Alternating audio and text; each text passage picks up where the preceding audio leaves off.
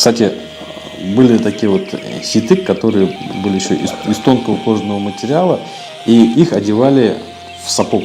Когда приходили в помещение, сапоги снимали, оставались снаружи, там, перед тем зайти в юрту или в дом, и по дому ходили уже таких вот ситыктар. И также вот эти ситыктар, они одевались зимой, тоже ходили по дому, и как бы на них одевали уже валенки, байма. И таким образом передвигались. То есть всегда носили две пары обуви. То есть еще были такие кожаные носки. Шились, как, кстати, тоже и вязаные носки были шерстяные, то есть одевались сапогами, и были портянки салгау, которые наматывались на ноги.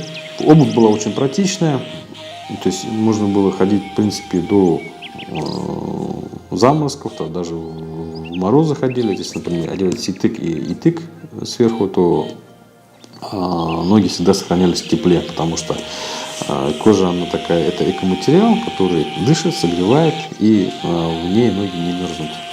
Притом, чтобы пересечь какую-то водную преграду, то есть на воск, натирался воск на обувь, и как бы над пламенем держали, чтобы воск плавлялся, и после этого переставал пропускать воду. То есть они были защищены от влаги.